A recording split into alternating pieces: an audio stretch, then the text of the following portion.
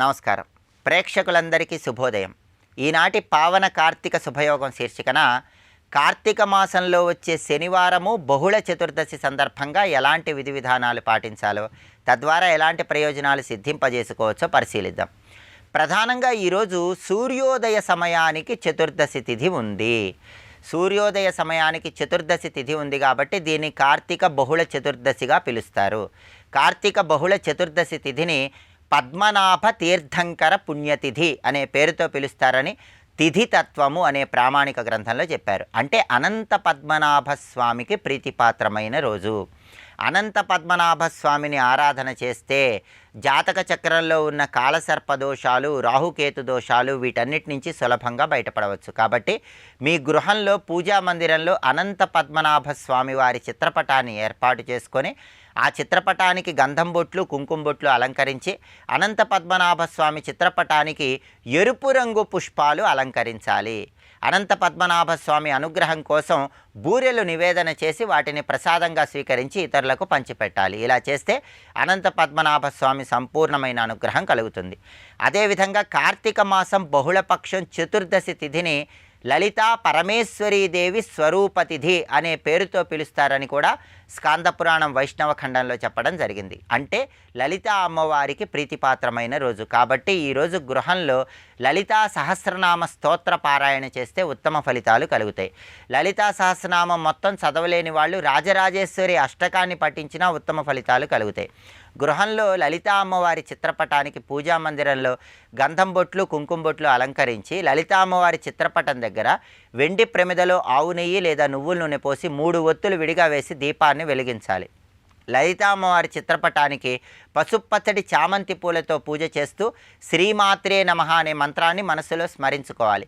లలితా అమ్మవారికి బాదం పప్పు, ఖర్జూరాలు, తేనె నైవేద్యంగా సమర్పించి వాటిని ప్రసాదంగా స్వీకరించాలి. ఇలా లలితా పరమేశ్వరీ దేవిని పూజించడం ద్వారా విశేషమైన శుభ ఫలితాలు కలుగుతాయి. ఆర్థిక, ఆరోగ్య, కుటుంబ సమస్యల నుంచి సులభంగా బయటపడవచ్చు. కార్తీక బహుళ చతుర్దశి తిథి సందర్భంగా ఈరోజు సాలగ్రామం దానం ఇచ్చిన, శివలింగం దానం ఇచ్చిన, విభూతి పండు దానం ఇచ్చిన విశేషమైన శుభ ఫలితాలను సిద్ధింపజేసుకోవచ్చు. అలాగే కార్తీక బహుళ చతుర్దశి సందర్భంగా రుక్మిణీ సత్యభామ సమేత శ్రీకృష్ణ పరమాత్మ ఆలయాన్ని దర్శిస్తే ఉత్తమ ఫలితాలు కలుగుతాయి. శ్రీకృష్ణ పరమాత్మ ఆలయంలో కృష్ణుడికి తులసి దళాలతో అర్చన చేయించుకోవటం, కృష్ణుడికి పాలు, పెరుగు, వెన్న, పటిక బెల్లం ఇలాంటివి నివేదనగా సమర్పించడం ద్వారా శ్రీకృష్ణ పరమాత్మ సంపూర్ణమైన అనుగ్రహానికి ప్రతి ఒక్కరూ సులభంగా పాత్రులు కావచ్చు. అలాగే కార్తీక మాసంలో వచ్చే శనివారం సందర్భంగా కలియుగ ప్రత్యక్ష దైవమైన వెంకటేశ్వర స్వామి ఆలయానికి వెళ్ళి తులసి దళాలతో అర్చన చేయించుకోవటం, వెంకటేశ్వర స్వామి ఆలయ ప్రాంగణంలో దీపాలు వెలిగించటం, వెంకటేశ్వర ఆలయంలో దీపదానం చేయటం ద్వారా వెంకటేశ్వరుడి అనుగ్రహానికి పాత్రులై సమస్త శుభాలను సిద్ధింపజేసుకోవచ్చు. కార్తీక శనివారం బహుళ చతుర్దశి సూర్యోదయానికి ఉన్న సందర్భంగా ఈ విధి విధానాలు పాటించండి. విశేషమైన శుభ ఫలితాలు సిద్ధింపజేసుకోండి. రేపటి పావన కార్తీక శుభయోగం శీర్షికన కార్తీక మాసంలో బహుళపక్షంలో వచ్చే అమావాస్య సందర్భంగా ఎలాంటి విధి విధానాలు పాటించాలో, తద్వారా ఎలాంటి ప్రయోజనాలు సిద్ధింపజేసుకోవచ్చో పరిశీలిద్దాం. నమస్కారం.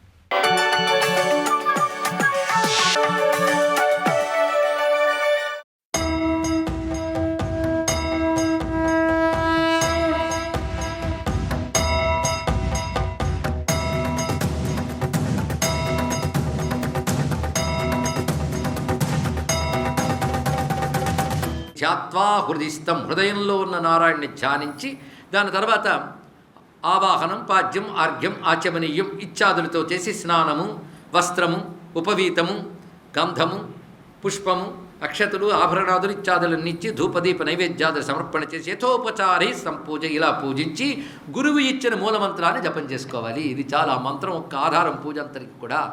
మూలమంత్రేణ దేశిక, దేశికుడు ఇచ్చినటువంటి మంత్రంతో చేసుకుంటూ అప్పుడు ధ్యానం చేయాలి అన్నాడు. అని పూజ అంతా అయ్యేట అంటే ధ్యానించి పూజ చేసేసి నేను ఏం చేస్తానో తెలుసా, నారాయణ్ని ధ్యానిస్తాను. ఎలా ధ్యానిస్తానంటే ధ్యాయేత్ పాదాది కేశాంతం, పాదముల మొదలుగున కేశముల వరకు కేశవుని యొక్క దివ్యమంగళ విగ్రహాన్ని ధ్యానిస్తూ ఉంటాను. ప్రసన్నవదనం దేవం భక్తాభీష్ట ఫలప్రదం, ప్రసన్నమైన వదనంతో ఉన్నవాడిని ధ్యానిస్తుంటాను అని చెప్తూ కళ్ళు మూసుకుని పద్మావతీదేవి తారాత్యంలోకి వెళ్ళి విష్ణువుని వర్ణిస్తుందండి. ఈ వర్ణన స్వామి పాదముల నుంచి కేశముల వరకు ఒక్కొక్క రసరమ్యమైన శ్లోకములతో 16 శ్లోకాల వర్ణన. విష్ణు ఆపాద కేశాంత వర్ణన, రమణీయమైన శ్లోకములు ఇక్కడ. అంటే విష్ణు భక్తి ప్రపూర్ణంగా ఉంటుంది ఈ గ్రంథం అంతా కూడా.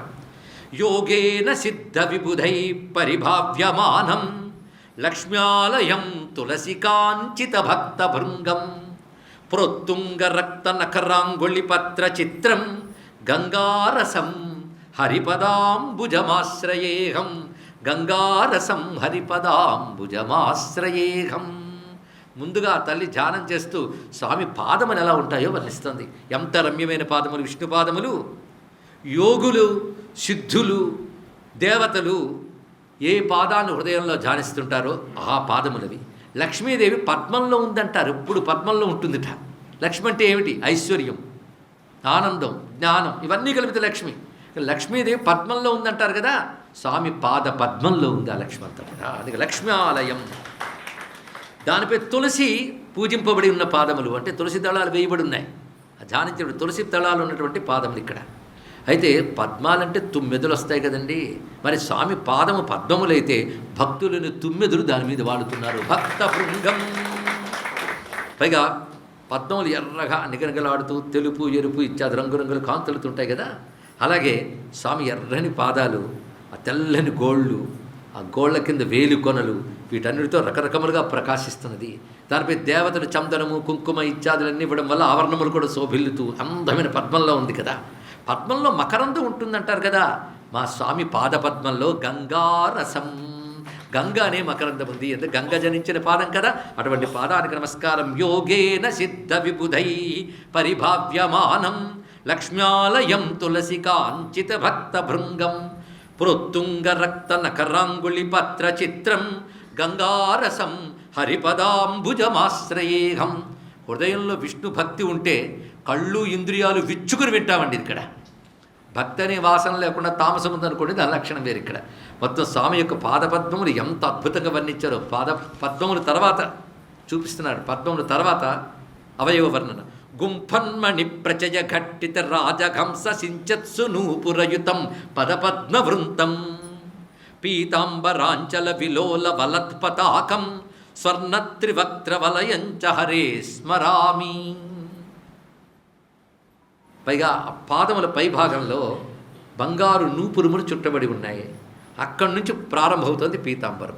ఆ చీలమండలు వాటితో నా పాద పద్మముల పై భాగం, ఆ మీగాళ్ళు ఎంత అందంగా ప్రకాశిస్తున్నాయి. వాటిపైకి శబ్దము చేస్తున్న నూపురుములతో ఉన్నటువంటి శోభ గోచరిస్తున్నది. అలాంటి స్వామి యొక్క ఆ పాద పద్మాల నుంచి పీతాంబరాన్ని ధ్యానిస్తున్నది.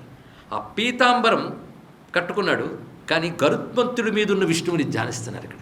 కానీ పీతాంబరం కొంచెం పైకి లేచింది, పిక్కలు కనబడుతున్నాయి ఇక్కడ కాస్త. ఆ శోభ ఎలా ఉన్నదంటే జంఘే సుపర్ణ గల నీలమణి ప్రవృద్ధే శోభాస్పదారుణమణిద్యుచి చంచు మధ్యే సంరక్త పాదతలలంబన శోభమానే లోకే క్షణోత్సవకరే చ హరే స్మరామి. ఈ హరే స్మరామి అనే వాక్యం కొన్ని శ్లోకాలు వరుసగా వస్తాయండి ఇక్కడ. గరుత్మంతుని అధిరోహించాడు కనుక ఇటొక పాదం అటొక పాదం ఉంది ఇక్కడ. పైగా గరుత్మంతుడు బంగారు ఛాయతో ఉన్నాడు, స్వామి కాలి పిక్కలు నీలమేఘ ఛాయతో ఉన్నాయి. అక్కడ కొస వరకు కాస్త పీతాంబరం వచ్చింది ఇక్కడ. పీతాంబరం మళ్ళీ ఎలా ఉంటుంది? బంగారు కాంతులతో ఉంటుంది. కానీ ఆ బంగారు కాంతులు గరుత్మంతుని కాంతులు కలుస్తుంటే కొంచెం నీలకాంతులు కనబడుతున్నాయి ఆ పాదము నుంచి పై భాగం వరకు. అలా కనబడుతున్న ఆ దివ్యమైన ఆ కాలి పిక్కలకి నమస్కారం చేసుకుంటున్నాను ఇక్కడ. పులుగు రాయని చట్టు పలవన్య నొరబెట్టు హొంబట్టు జిలుగు రెంటెంబుతోడ అంటాడు శ్రీకృష్ణదేవరాయల అమృతమాల ఎదురు. పులుగురాయని చట్టుపలు, చట్టుప అంటే రెక్కలని అర్థం. ఎవరి రెక్కలు అంటే పులుగురాయని. పులుగురాయుడు అంటే పక్షిరాజు. చట్టుప ఎంత మాట, రెక్కలు. చట్టుపల వన్యను ఒరబెట్టు హొంబట్టు జిలుగు రెంటెంబుతోడ. జిలుగు రెంటెం అంటే బంగారు పీతాంబరం ధరించున్నాడు, పట్టు పీతాంబరం. ఆయనది బంగారంది, ఇది దాన్ని మించిపోయి ప్రకాశిస్తుందట. అలా ఉన్నాయి అంటే గరుత్మంతుడి మీద కూర్చున్న నారాయణుని యొక్క పాదములు మొదలుకొని ఆ రూపవర్ణన చేస్తున్నారు ఇక్కడ. అలాంటి స్వామి యొక్క స్వరూపం గోచరిస్తున్నది ఇక్కడ. తేజానునీ ఖగపతేర్భుజమూల సంగ రంగోత్సవావృత తడిధ్వసనే విచిత్రే చంచత్పతత్ర ముఖ నిర్గత సామగీత విస్తారితాత్మ యశసీ చ హరే స్మరామి. అలా స్వామి కూర్చుంటే స్వామి వీపు మీద ఎగ్గానే గరుత్మంతుడికి ఎంత ఆనందం కలిగిందో, ఆ ఆనందం గుండెలోంచి పొంగుకొచ్చింది. అలా గుండెలోంచి పొంగుకొస్తే సామగాయన్నాస్తే అవుతుంది. అందుకే చంచత్ పతత్రముఖ నిర్గత సామగీత, ఎంత అందమైన మాట. ఆ గరుత్మంతుడు నోటు నుంచి సామగీతంలో పలుకుతున్నట. ఎందుకంటే గరుత్మంతుడు అంటేనే వేదస్వరూపుడు అండి, అది ప్రధానమైన అంశం ఇక్కడ. అలాంటి సామగానం చేస్తున్నాడు ఆయన. ఇక కటి భాగం ఎలా ఉన్నదంటే సామాన్యం కాదు. ఎందుకంటే విష్ణువుని చూస్తూ గుర్తుపెట్టుకోవాల్సిన విరాట్ రూపుడు ఆయన. సర్వదేవతలు ఆయన శరీరంలో ఉన్నారు, సర్వ విశ్వం ఆయన శరీరంలో ఉంది. అందంగా కనబడుతున్న అన్ని భాగాలు అందులో కనబడుతున్నాయి. అది విష్ణోకటిం విధి కృతాంత మనోజభూమిం జీవాండ కోశగణ సంగ దుకూల మధ్యాం నానాగుణ ప్రకృతి పీత విచిత్ర వస్త్రాం ఝాయే నిబద్ధవసనాం ఖగపృష్ఠ సంస్థాం. ఎవరి కటి భాగమునందు బ్రహ్మ, యముడు, మన్మథుడు మొదలైన దేవతలు ఆశ్రయంగా ఉంటారో అటువంటి కటి భాగం ప్రకాశిస్తున్నది. విచిత్రమైన పట్టుపీతాంబరం అక్కడి నుంచి వ్రేలాడుతూ ఉన్నటువంటిది. శాతోదరం భగవత స్త్రివళి ప్రకాశమావర్తనాభి వికసద్విధి జన్మ పద్మం నాడీ నదీ గణరసొత్త సితాంత్ర సింధుం ఝాయేండకోశ నిలయం తనులోమరేఖం. ఆ సన్నని నడుము, అక్కడ 3 మడతలు ఉన్నాయండి. ఉత్తమమైనటువంటి సాముద్రిక లక్షణాల్లో నడుము దగ్గర, కంఠము దగ్గర, అదే నుదుటి మడత దగ్గర 3 వళులు కనబడతాయి. ఇక్కడ ఆ సన్నని 3 వళులు ఉన్నాయి. నాభి కనబడుతుంది. ఆ నాభి సామాన్యమైంది కాదు. బ్రహ్మని ఏ పద్మం నుంచి పుట్టాడో ఆ పద్మానికి జన్మస్థలమైన నాభి అది ఇక్కడ. నారాయణాయ కృష్ణాయ గోవిందాయ నమో నమః.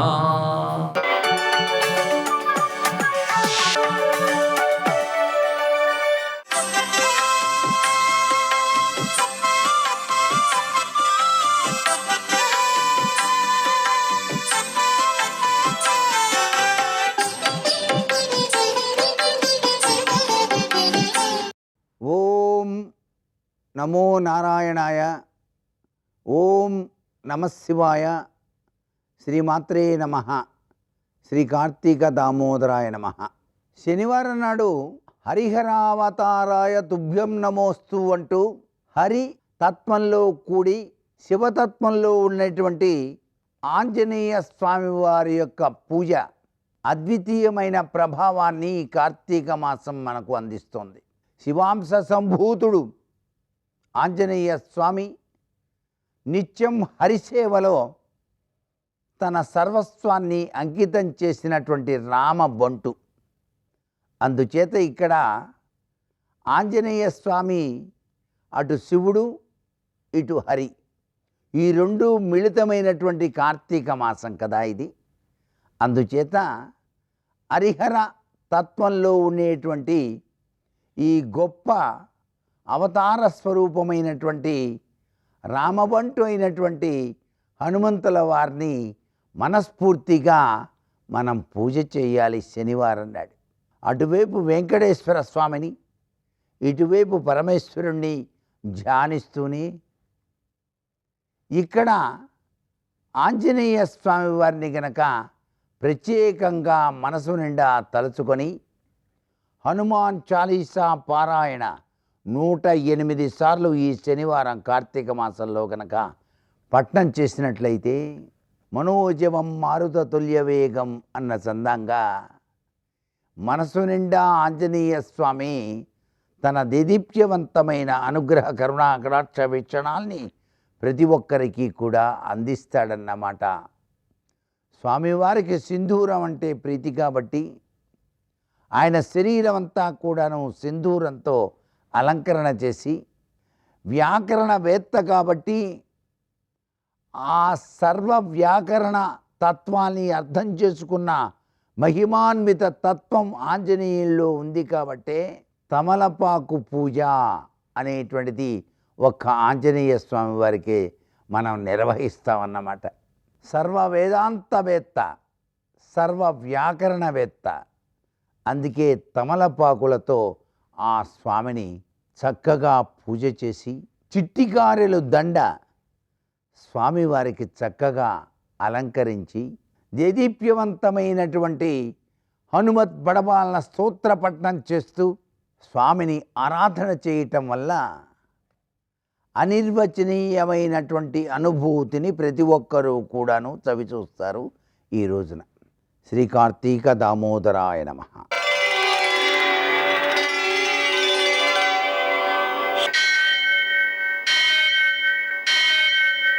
सहस्रशीर्षं देवं विश्वाक्षं विश्वशम्भुवं विश्वं नारायणं देवमक्षरं परमं पदं विश्वतः परमां नित्यं विश्वं नारायणगुं हरिं विश्वमेवेदं पुरुषस्तद्विश्वमुपजीवति पतिं विश्वस्यात्मेश्वरगुं शाश्वतगुं शिवमच्युतं नारायणं महाज्ञेयं विश्वात्मानं परायणम्.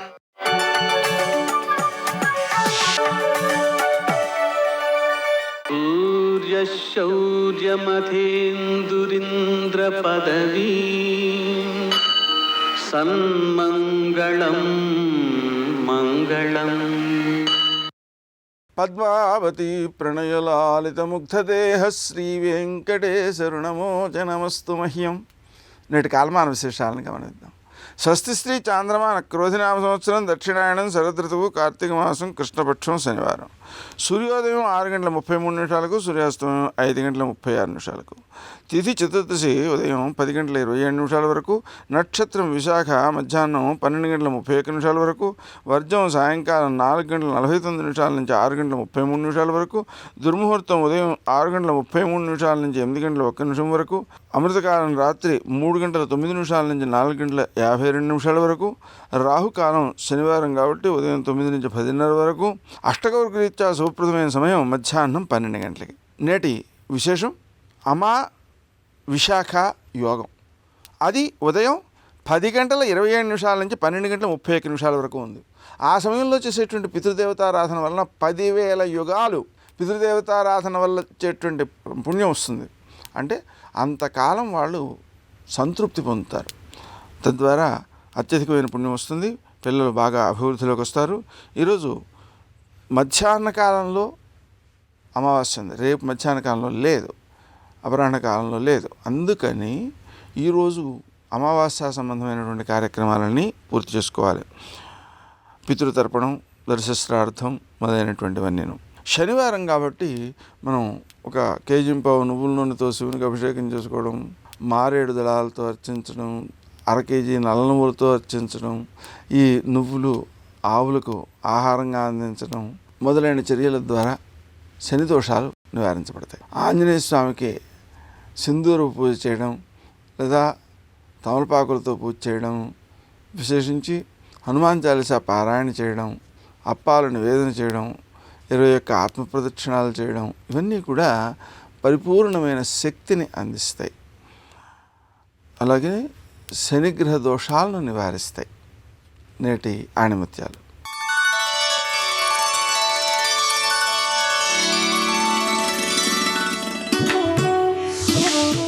ఆకాశం ఎంత విశాలంగా ఉన్నా నక్షత్రాలకే విలువ ఎక్కువ. మనిషి ఎంత శ్రీమంతుడైనా గుణానికి వ్యక్తిత్వానికే విలువ ఎక్కువ.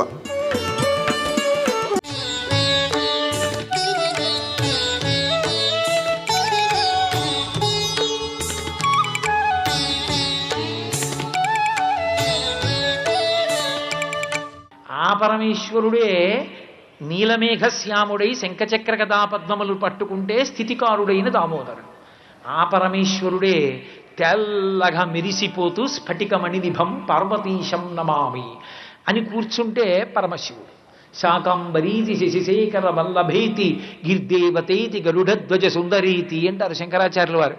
ఎవరికి ఎప్పుడు ఏది ఇవ్వాలో ఆ వేషం పరమేశ్వరుడు కడుతూ ఉంటాడు. నీకు చదువు ఇవ్వాలని నువ్వు అడిగితే వీణ పట్టు కూర్చుంటుంది, డబ్బు ఇవ్వాలని అడిగితే పద్మంలో కూర్చుని అభయహస్తాన్ని చూపిస్తుంది. నీకు శరీర పటుత్వం కావాలి అని నువ్వు అడిగితే ఆమె రుద్రాణీ స్వరూపిణి నీ ముందు కూర్చుంటుంది. నీకు ఏది ఇవ్వాలని నువ్వు కోరుకున్నావో దానికి అనుగుణమైన రూపంలో ఆవిడ కూర్చుంటుంది. ఆ స్వరూపమే నీకు చదివిచ్చినప్పుడు సరస్వతి, నీకు ఐశ్వర్యం ఇచ్చినప్పుడు లక్ష్మి. నువ్వు ఏదడిగావో దానికి తగిన వేషం ఆవిడ కట్టిందంతే తప్ప తత్వత వస్తువునందు మార్పు లేదు. ఇది తెలుసుకోవడం త్రయంబక స్వరూపాన్ని దామోదర స్వరూపాన్ని సమాన బుద్ధితో ఆరాధిస్తూ దీపాన్ని ప్రధానం చేసుకుని ఆరాధన చేయడం.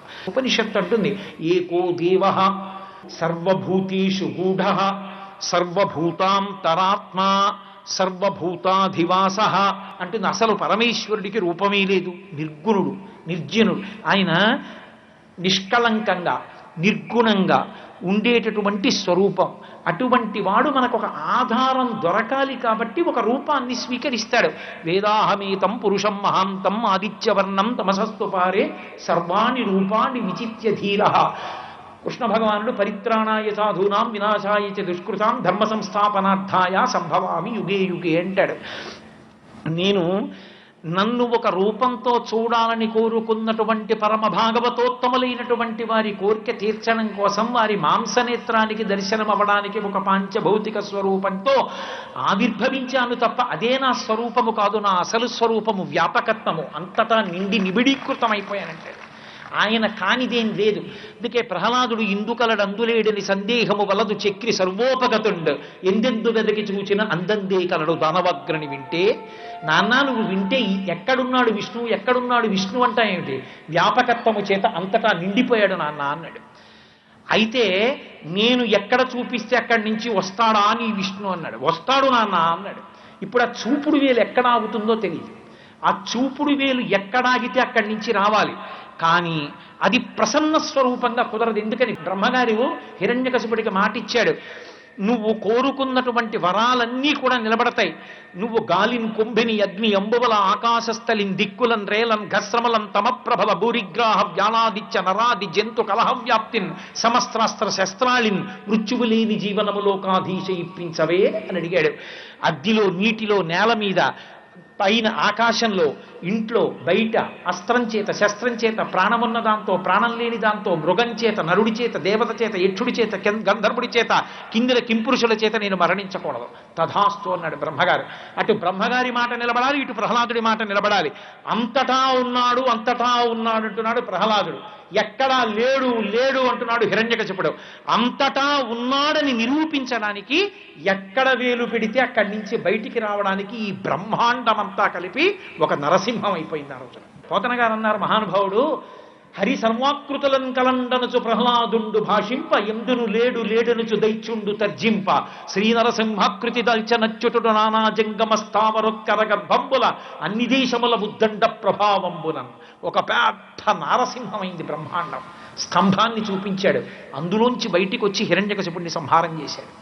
అంతటా ఉన్నటువంటి పరమాత్మ ఒక సాకార రూపాన్ని దేనికి పొందుతాడంటే పరిత్రాణాయ సాధూనాం. ఉన్నాడని నమ్మినవాడు ఒక రూపంతో చూడాలని కోరుకున్ననాడు ఆయన కోసమని ఒక రూపంతో వస్తాడు. అది మొదటి ప్రతిజ్ఞ. అనుషంగికం వినాశాయ చ దుష్కృతాం, దుర్మార్గులైన వారిని శిక్షించడం రెండో పని. మొదటి పని అసలు ఆయనని విడిచిపెట్టి ఉండలేక ప్రేమించినటువంటి పరమ భాగవతోత్తములకి దర్శనమివ్వడమే మొట్టమొదటి కారణం. అలా రాగలిగినటువంటి వ్యాపకత్వం ఉన్నవాడు విష్ణుస్వరూపమైతే అదే వ్యాపకత్వంతో ఈ బ్రహ్మాండములన్నీ నిండిపోయినవాడు పరమేశ్వరుడు. సర్వం శ్రీ ఉమామహేశ్వర పరబ్రహ్మార్పణమస్తు. స్వస్తి.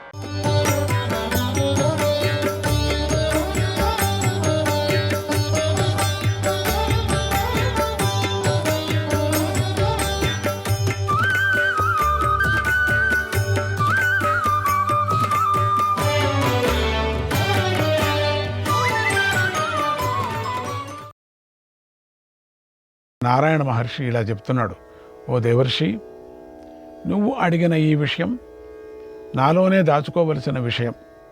ఇది సనాతన రహస్యం, ఎవరికి కూడా చెప్పకూడదు. అయినా నీ వంటి భక్తుడికైతే తప్పకుండా చెప్పే తీరాలి. కనుక చెబుతున్నాను విను. పరమాత్మయే మా ఉత్పత్తికి కారణం. ఆ పరమాత్మనే మేము పూజిస్తున్నాం. దేవతగా, పితరులుగా మేము భావిస్తున్నాం. ఆయన కన్నా ఇతరమైన దేవతలు కానీ పితరులు కానీ మాకు లేరు. ఆయనే మాకు ఆత్మ అని తెలుసుకో. కనుకనే మేము ఆయనను పూజిస్తున్నాం. ఆయనే లోకాన్ని చక్కని మార్గంలో నడిపించే ఈ ధర్మ మర్యాదను స్థాపించాడు. దేవతలను, పితృదేవతలను పూజించటం అనేది ఆయన ఆజ్ఞ. స్వర్గంలో ఉండే ప్రాణులలో ఎవరైనా కూడా ఆ పరమాత్మకు నమస్కరిస్తారు. ఆయన అనుగ్రహం వల్లనే, ఆయన ఆజ్ఞానుసారంగానే ఉత్తమ గతిని పొందుతారు. మా ఇద్దరి పుట్టుక కూడా ఆయన నుంచే జరిగిందని మేము తెలుసుకున్నాం. అందుకే ఆ సనాతన పరమాత్మను మేము పూజిస్తున్నాం. బ్రహ్మర్షి నారద, నీకు ఆ సనాతన భగవంతుడి యందు భక్తి ఉంది, ప్రేమ ఉంది. అలాగే మా యందు కూడా నీకు భక్తి ఉంది. అందువల్ల మేము ఈ రహస్యమైన విషయాన్ని నీకు చెప్పాము అన్నాడు నారాయణ మహర్షి. నరనారాయణులు కూడా పరమాత్మ నుంచే వచ్చిన వాళ్ళు. కానీ వీళ్ళు కూడా పరమాత్మని పూజిస్తున్నారు. పరమాత్ముడు నిర్వికారుడు, అంతటా వ్యాపించి ఉన్నాడు. వీళ్ళు శరీరాన్ని తీసుకున్నారు అంతే. వీళ్ళు తర్వాత కృష్ణుడు వేరే, హరి వేరే. అంటే వీళ్ళేనే హరిగా కృష్ణుడిగా వచ్చారు. అందుకని అప్పుడప్పుడు కృష్ణుడు కూడా నరనారాయణ దగ్గరికి పోదామంటుంటారు. మహాభారతంలో కొన్ని చోట్ల జరిగింది మనకు. నరనారాయణ రూపంతో ఉన్నా నేను అన్నారు. ఆయనే పరమాత్ముడు. ఆ పరమాత్ముడిలో మేము ఆయననే భజిస్తున్నాం. అంటే ఆత్మనే భజిస్తుంది అని అర్థం. నేనే చూసుకుంటున్నాను అని అర్థం అక్కడ. శ్రీకృష్ణాయ పరమాత్మనే నమః. 335వ అధ్యాయం. భీష్ముడు ధర్మరాజుకు ఇలా చెప్పాడు: ఓ ధర్మరాజా, ఆ తర్వాత నారద మహర్షి నారాయణ మహర్షి యొక్క అనుమతి పొంది యోగంతో ఆకాశంలోకి ఎగిరాడు. మేరు పర్వతానికి చేరి అదృశ్యమయ్యాడు. అక్కడ ఒక ఏకాంత ప్రదేశంలో నారదుడు 2 గడియల పాటు విశ్రమించాడు. అక్కడి నుండి ఉత్తర పశ్చిమ వైపు, వాయువ్య దిక్కు వైపు దృష్టిని పెట్టాడు. ఆయన పూర్వం చెప్పిన విధంగా ఒక అద్భుతమైన దృశ్యాన్ని చూశాడు. అప్పుడు ఆయనకు పాల సముద్రంలో ఉత్తర భాగంలో ఉన్న శ్వేత ద్వీపం కనిపించింది. ఆ ద్వీపం మేరు పర్వతం కంటే 32 యోజనాల పైన ఉంది అని పండితులు చెబుతారు. అక్కడి వారు ఇంద్రియాలు లేనివారు. వారికి ఎలాంటి ఆహారం అవసరం లేదు. వారు ఎలాంటి చేష్టలు చేయరు. కేవలం జ్ఞాన సంపన్నులుగా మాత్రమే ఉంటారు.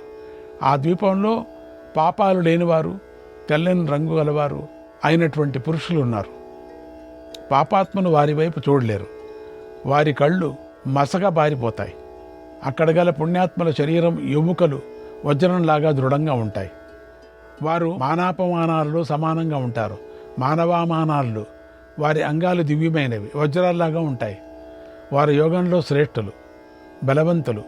వారి శిరస్సులు గొడుగులలాగా ఉంటాయి. అదే మనము వేరే లోకాల నుంచి వస్తారని చెప్తారే, అట్లా వాళ్లే వీళ్ళు. వారి కంఠస్వరాలు మేఘ గర్జనలాగా గంభీరంగా ఉంటాయి. ప్రతి ఒక్కరికి 4 చేతులు ఉంటాయి. వారి అరికాళ్ళు వేల పద్మాల లాగా రేఖలు కలిగి ఉంటాయి. వారి నోటిలో 60 తెల్ల పండ్లు, 8 కొరకుడు పండ్లు ఉంటాయి. వారు సూర్యుడితో సమానమైన కాంతి కలిగి ఉంటారు. సర్వ ప్రపంచాన్ని నోటితో కబళించే మహాకాలుడిని కూడా వారు నాలుకలతో నాకుతారు. సకల ప్రపంచము పుట్టడానికి కారణము, సకల లోకాలను ప్రకటించినవాడు, వేదాలను, ధర్మాన్ని, మునులను, దేవతలను సృష్టించినవాడు, అనంతశక్తి సంపన్నుడు అయిన ఈశ్వరుడిని శ్వేతద్వీప నివాసులు భక్తితో తమ హృదయాలలో నిలుపుకుంటారు. పూర్వకాలంలో ఉపరిచరుడు అనే రాజు ఉండేవాడు. ఆయన ఇంద్రుడికి మిత్రుడు, పాపాలు పోగొట్టే నారాయణుడికి భక్తుడు, గొప్ప ప్రఖ్యాతి గలవాడు, ధర్మాత్ముడు, పితృభక్తి గలవాడు, ఎలాంటి సోమరితనం లేనివాడు. పూర్వం నారాయణుని వరం వల్ల ఉపచరుడికి రాజ్యం లభించింది. మొదట సూర్యుడి నుండి ప్రకటమైన వైష్ణవ శాస్త్ర విధిని ఆచరించాడు. దాని ప్రకారం ఆ రాజు శ్రీ మహావిష్ణువును పూజించాడు. ఆ తర్వాత మిగిలిన పదార్థాలతో పితృదేవతలను, విప్రులను, తనను ఆశ్రయించిన వారిని ఆదరించాడు, సంతోషపెట్టాడు. ఆ తర్వాత మిగిలిన ఆహారాన్ని తిన్నాడు. సత్యవ్రతాన్ని పాటిస్తూ ఉన్నాడు. ఇతర ప్రాణిని హింసించకుండా ఉన్నాడు. ఆయన శ్రీకృష్ణుడి సేవలో పూర్తిగా లీనమై ఉన్నాడు. శ్రీమన్నారాయణుని యందు భక్తి కలిగి ఉన్నాడు. అటువంటి ఆ రాజును ఇంద్రుడు స్వయంగా తన ఆసనం మీద కూర్చోబెట్టుకున్నాడు. ఆ ఉపరిచరుడు తన రాజ్యాన్ని, ధనాన్ని, భార్యను, వాహనాలు సమస్తము భగవంతుడికి సమర్పించాడు. ఉపరిచరుడు ఆయన ఎంతో జాగ్రత్తగా కోరికలతో కూడినవి, కోరిక లేనివైనటువంటి అన్ని యజ్ఞాలను శాస్త్రానుసారంగా చేశారు. ఆ రాజు నివాసంలో పాంచరాత్ర శాస్త్రంలో శ్రేష్ఠులైన విద్వాంసులు ఎల్లప్పుడూ ఉండేవారు. భగవంతునికి సమర్పించిన ప్రసాదాలను వారే ముందుగా స్వీకరిస్తూ ఉండేవారు. ఉపరిచర మహారాజు ధర్మంగా రాజ్యాన్ని పాలించాడు. ఎప్పుడు కూడా అబద్ధం చెప్పలేదు. మనస్సులో ఎలాంటి చెడు ఆలోచనలు చేయలేదు. శరీరంతో ఏ కొంచెం కూడా పాపం చేయలేదు అన్నాడు భీష్మ పితామహుడు. శ్రీకృష్ణాయ పరమాత్మనే నమః. 336 అధ్యాయం. భీష్ముడు ఉపరిచరుడు కథను ధర్మరాజుకి ఇలా చెప్పాడు. ఓ ధర్మరాజా, ఈ ఉపరిచరుడి కథ విను. బృహత్తు, బ్రహ్మ, మహత్తు అనే ఈ 3 శబ్దాలు ఒకే అర్థాన్ని చెప్పే శబ్దాలు. ఈ 3 గుణాలు దేవపురోహితుడి పేరులోనే ఉన్నాయి. అందువల్ల ఆయనను విద్వాంసులు బృహస్పతి అని పిలిచారు. ఆయన శిష్యుడు ఉపరిచర వసు. ఆయన చిత్ర శిఖండుల మధ్య ఏర్పడిన తంత్రశాస్త్రాన్ని నేర్చుకున్నాడు. ఆ వసురాజు దైవానుగ్రహం వల్ల కలిగిన రాజ్యాన్ని ఇంద్రుడు స్వర్గాన్ని పాలించినట్లుగా పాలించాడు. ఒకనాడు ఆ రాజు అశ్వమేధ యాగాన్ని చేశాడు. అందులో బృహస్పతి ఆయనకు ఋత్విక్కు అయ్యాడు. ఏకతుడు, ద్వితుడు, త్రితుడు అనే 3 మహర్షులు ప్రజాపతి పుత్రులు ఆ యాగంలో సదస్యులయ్యారు. ఆ మహాయజ్ఞంలో అన్ని వస్తువులు సమకూరాయి. యజ్ఞంలో ఎలాంటి అశుభత జరగలేదు. ఉపరిచరుడు అహింసాపరుడు, పవిత్రుడు, ఉదారుడు, ఎలాంటి కోరికలు లేకుండా యజ్ఞం చేశాడు. అడవిలో దొరికే కందమూలాల ఫలాలతోనే దేవతలకు వారి భాగాలను సమర్పించాడు. పిష్టయజ్ఞం అంటే కందమూలాలతో యజ్ఞం. కందమూలాలలోనే అదే బలితో యజ్ఞం. చూసారా, ఎప్పుడో ఉపరిచరు వసు చేసిన యజ్ఞం ఇది. ఎక్కడా లేదన్నారే, ఇక్కడుంది. శ్రద్ధతో యజ్ఞం చేసిన ఆయన పట్ల శ్రీ మహావిష్ణు ప్రసన్నుడయ్యాడు. ఆయనకి ప్రసన్నుడయ్యాడు కదా.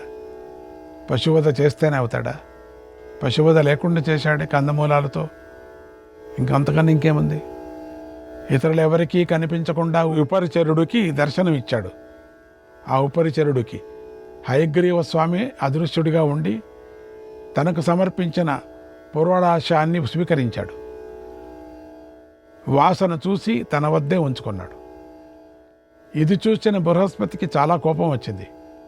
ఆయన కోపాన్ని తట్టుకోలేక శృవాన్ని పైకెత్తి ఆకాశాన్ని కొడుతున్నట్టుగా కదిలించాడు. అప్పుడు ఆయన కన్నుల నుండి ధారగా నీరు కారింది. ఆ బృహస్పతి ఉపరిచర రాజుతో ఇలా అన్నాడు, ఓ రాజా, నేను భగవంతుడికి సమర్పించాలి అనుకున్న యజ్ఞభాగాన్ని ఆయనే నాకు స్వయంగా కనిపించి గ్రహించాలి. ఇందులో ఎలాంటి సందేహము లేదు అన్నాడు. అప్పుడు అక్కడి వారందరూ ఇలా అన్నారు, ఓ మహర్షి, కోపించకండి. ఇలా కోపం తెచ్చుకోవటం కృతయుగంలోని ధర్మం కాదు. ఈ హవిస్సును గ్రహించే శ్రీ మహావిష్ణువు క్రోధదేవత కాడు, శాంతమూర్తి. మనమందరం మన ఇష్టం వచ్చినట్లుగా స్వేచ్ఛగా ఆయనను చూడలేం. ఆ స్వామి అనుగ్రహం పొందేవారే ఆయనను ప్రత్యక్షంగా చూస్తారు అన్నారు. అప్పుడు ఏకత, ద్విత, త్రితులు, చిత్రశిఖండులు అనేటువంటి పేరు గల మహర్షులు బృహస్పతితో ఇలా అన్నారు, ఓ మహర్షి, మమ్మల్ని బ్రహ్మ మానసపుత్రులు అంటారు. ఒకప్పుడు మాకు మేలు జరగాలని మేము ఉత్తర దిక్కుకు వెళ్ళాం. అక్కడ గల మేరు పర్వతానికి ఉత్తర దిక్కులో క్షీర సముద్రంలో ఒక పవిత్రమైన ప్రదేశం ఉంది. అక్కడ మేము ఏకాగ్రచిత్తంతో కట్టెలాగా నిలబడి 1000 కొద్ది సంవత్సరాలు తపస్సు చేశాం. ఎలాగైనా శ్రీ మహావిష్ణువును దర్శించాలని కోరికతో ఉన్నాం. ఆ భగవంతుని ఎలా దర్శించేది అని తీవ్రంగా ఆలోచించాం. కొంతకాలం గడిచింది. మా నియమాలన్నీ పూర్తి అయ్యాయి.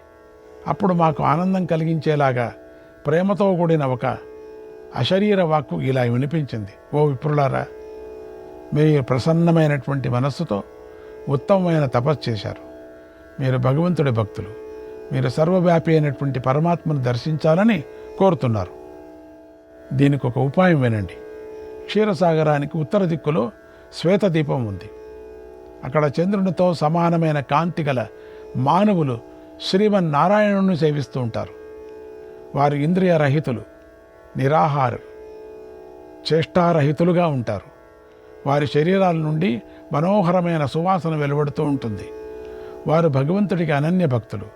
వారు సనాతన పురుషోత్తముడిలోకి ప్రవేశిస్తారు. ఓ మునులారా, శ్వేతద్వీప నివాసులైన వారు నాకు ఏకాంత భక్తులు కనుక మీరు అక్కడికి వెళ్ళండి. మీకు నా ప్రత్యక్ష దర్శనం లభిస్తుందని వినిపించింది. అప్పుడు మేమందరం ఆ వాక్కు ప్రకారం ఉత్తర దిక్కు వైపుకు వెళ్ళాం. ఆ స్వామి యందే మనస్సు పెట్టాం. ఆయనను దర్శించే కోరికతో మహాశ్వేత ద్వీపానికి చేరాం. ఆయన ఎలాగైనా చూడాలనే తపన మాలో ఎక్కువైపోయింది. తీరా మేము అక్కడికి వెళ్ళి చూసేసరికి మా చూపు నశించిపోయింది. ఎందుకంటే చూడలేరు కదా అని చెప్పారు కదా. అక్కడికి వారి తేజస్సుకు మా కన్నులు మిరమిట్లు వెళ్ళిపోయాయి. దాని మూలంగా అక్కడ మాకు ఏ పురుషుడు కనిపించలేదు. తర్వాత దైవీకంగా మా మనసులో ఒక స్మరణ కలిగింది. తపస్సు చేయకుండా భగవంతుడిని చూడలేం అనే జ్ఞానం కలిగింది మాకు. తర్వాత మేము వెంటనే మళ్ళీ 100 సంవత్సరాల కాలం తపస్సు చేశాం. ఆ తపోవ్రతం అయిన తర్వాత మాకు అక్కడ శుభలక్షణాలతో ఉన్నటువంటి పురుషులు కనిపించారు. అంటే వాళ్ళందరూ కూడా వజ్ర శరీరంతో ఉంటారు. శరీరం పైన చర్మం లేదు, కేవలం ఎముకలు మాత్రమే. వారు చంద్రుడిలాగా తెల్లగా ఉన్నారు. అన్ని శుభలక్షణాలు కలిగి ఉన్నారు. ప్రతిరోజు వారు ఈశాన్య దిక్కు వైపుకు తిరిగి చేతులు జోడించి మానస జపం చేస్తూ ఉంటారు. వారి ఏకాగ్రమైన మనస్థితికి భగవంతుడు సంతోషిస్తూ ఉంటాడు. ప్రళయకాలంలో వెలిగే సూర్యుడి కాంతి వంటి కాంతి ఆ ద్వీపంలోని వారికి ఉంటుంది. ఆ ద్వీపం తేజో నివాసం అని మేము అనుకున్నాం. వారిలో ఎక్కువ తక్కువలు లేక అందరూ సమానమైన తేజోవంతులుగా ఉన్నారు. అక్కడ ఆకలి దప్పి ఏమీ లేదు. ఆకలి దప్పి ఆడ మొగ ఏమీ లేదు అక్కడ. ఓ బృహస్పతి, తర్వాత మేము 1000 మంది సూర్యులు ఒకేసారి ఉదయించేటప్పుడు ఉంటేటంత తేజస్సును చూశాం. తర్వాత అక్కడి వారు చాలా సంతోషంతో 2 చేతులు జోడించి నమో నమక నారాయణ, నమో నమక శ్రీకరే, నమో నమక వాసుదేవ, నమో నమక సహస్రాక్ష, నమో నమక నారాయణ నారాయణ అని అంటూ అందరూ ఒకేసారి ఆ తేజస్సు వైపు పరుగు పెట్టారు. ఆ తర్వాత వారు చేసే స్తుతుల పెద్ద ధ్వని మాకు వినిపించింది. వారందరూ తేజోరూపుడైనటువంటి భగవంతుడికి పూజా ద్రవ్యాలు సమర్పిస్తున్నారు. ఇలాంటిది అని చెప్పటానికి వీలు కానీ ఆ భగవంతుని తేజస్సుకు మా మనస్సులు పరవశించాయి. కానీ అప్పుడు మా కన్నులు బలం, ఇంద్రియాలు శక్తి లేనివి అయిపోయాయి. మళ్ళీ అట్లా హీనంగా అయిపోయాయి. అందువల్ల మాకేమీ కనిపించలేదు. కానీ ఉచ్చైహి స్వరంతో పలికే కంఠధ్వని చాలా దూరం వరకు వ్యాపిస్తూ మాకు వినిపించింది. జితం తే పుండరీకాక్ష, జితం తే పుండరీకాక్ష, నమస్తే విశ్వభావన, నమస్తే విశ్వభావన, నమస్తేస్తు ఋషికేశ, నమస్తేస్తు ఋషికేశ, మహాపురుష పూర్వజ, మహాపురుష పూర్వజ, మహాపురుష పూర్వజ, మహాపురుష పూర్వజ. ఓ పుండరీకాక్ష, నీకు నమస్కారము. ఓ విశ్వభావన, నీకు ప్రణామము. ఓ మహాపురుషుల కంటే పూర్వము జన్మించినటువంటి ఋషికేశ, నీకు నమస్కారము అని ఇలా చక్కని మాటలు మా చెవులకు వినిపిస్తూనే ఉన్నాయి. ఎక్కడి నుంచి వస్తుందో తెలియదు.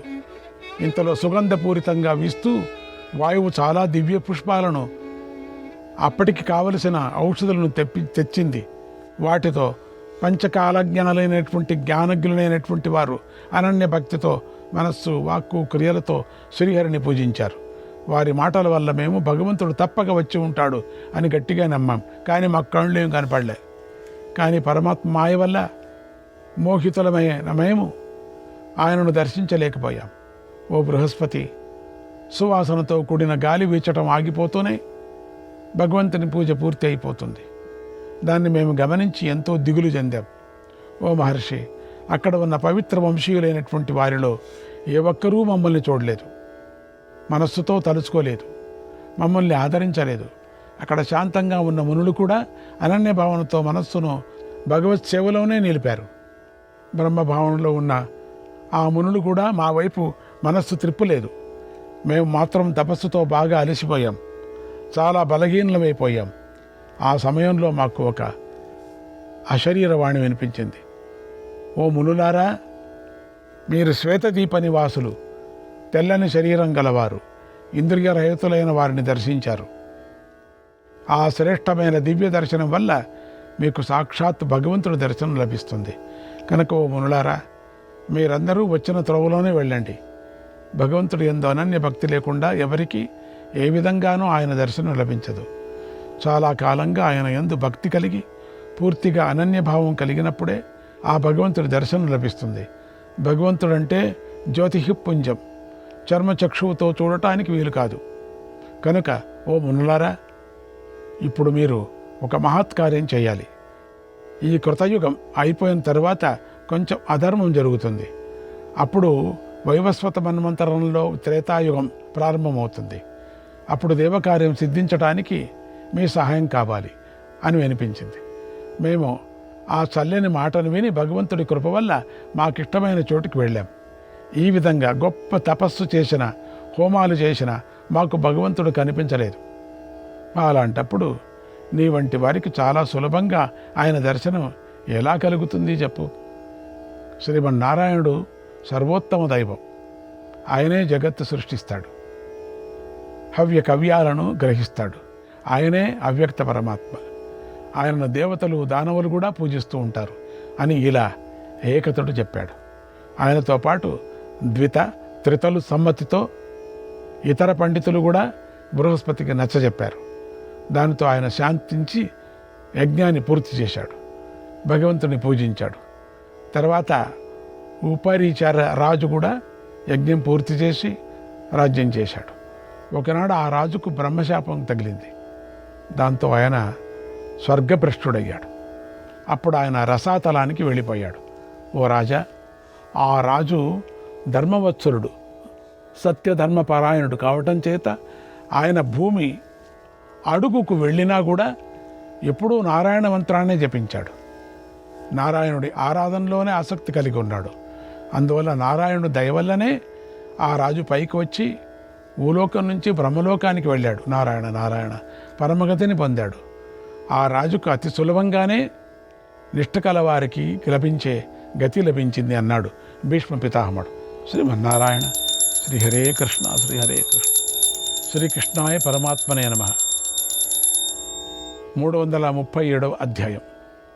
ధర్మరాజు భీష్ముడిని ఇలా అడుగుతున్నాడు. ఓ తాత, వసురాజు భగవంతుడికి అత్యంత భక్తుడు, మహాత్ముడు కదా.